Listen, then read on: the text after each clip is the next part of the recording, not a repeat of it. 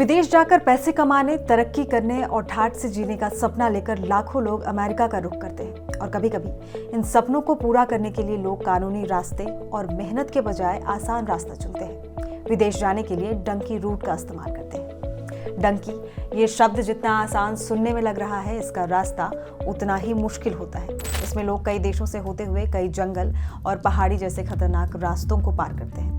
अब सवाल ये कि ये लोग कौन हैं जो अमेरिका जाने के लिए इतनी मशक्कत कर रहे हैं, और आखिर क्यों? सवाल ये भी कि जो लोग डंकी रूट से अमेरिका पहुंचते हैं वो वहां जाकर काम क्या करते हैं। तो आज की बात इसी डंकी रूट से अमेरिका पहुंचे इन्हीं लोगों पर। नमस्कार, आप देख रहे हैं एनडीटीवी इंडिया और मैं हूं आपके साथ जय तिवारी।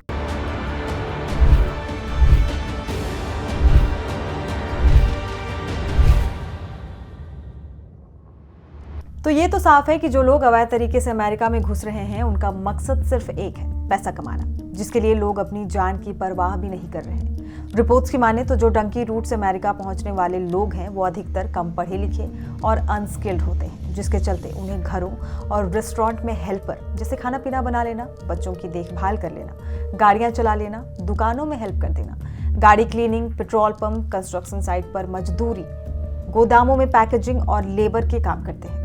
अमेरिका में जो लोग इन्हें काम पर रखते हैं वो भी इन लोगों को आधी सैलरी ही देते हैं। इसका कारण इनको काम पर रखने वाले लोगों को भी पता होता है कि ये अवैध तरीके से देश में रह रहे हैं, इसीलिए इन्हें सैलरी भी कम ही ऑफर की जाती है। अब सवाल ये भी कि ऐसे लोग अमेरिका में कहाँ रहते हैं? क्या ये एक आम अमेरिकी नागरिक के जैसे रह सकते हैं या फिर इन्हें अपनी पहचान छुपानी पड़ती है?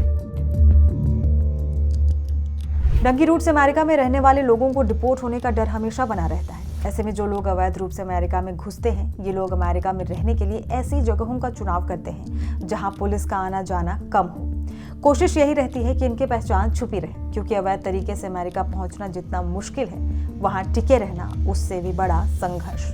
ऐसे लोग पब्लिक डीलिंग या लोगों से घुलना मिलना इग्नोर करते हैं। ऐसी जगहों पर जाने से भी बचते हैं जहां पुलिस या अमेरिकी अधिकारियों की नजरें उन पर पड़े।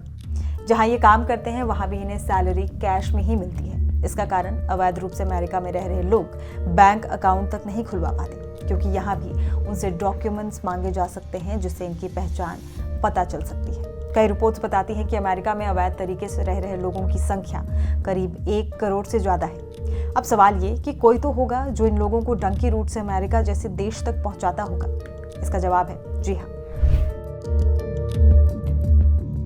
डंकी रूट्स में एजेंट्स की बहुत बड़ी भूमिका होती है। वो अमेरिका जाने की इच्छा रखने वाले भोले भाले लोगों को बड़े बड़े सपने दिखाते हैं। उन्हें टूरिस्ट वीजा लैटिन अमेरिका के किसी देश जैसे ब्राजील, इक्वाडोर, पनामा तक पहुंचाते हैं। उसके बाद वहां से उन्हें जंगलों में धकेल देते हैं। मजबूरी में फंसे लोग ना इधर के रहते हैं ना उधर के। वहां से जंगलों और पहाड़ों के खतरनाक रास्तों पर कई दिनों तक का सफर तय करके मैक्सिको बॉर्डर तक पहुंचते हैं और किसी तरह अमेरिका में गैर कानूनी तरीके से घुसने की कोशिश करते हैं और कई बार पुलिस की पकड़ में भी आ जाते हैं। इन एजेंट्स को कथित तौर पर डॉन्कर्स या मानव तस्कर कहा जाता है। अवैध तरीके से विदेश जाने वाले लोगों से ये एजेंट्स अंधाधुंध पैसा वसूलते हैं। मूल सुविधाओं जैसे खाने पीने के लिए भी बहुत ज्यादा पैसा मांगा जाता है। सीमा पर तैनात अधिकारियों से बचने के लिए पैसा मांगा जाता है। कई बार तो उन्हें लंबे समय तक खाना या पानी भी नसीब नहीं होता।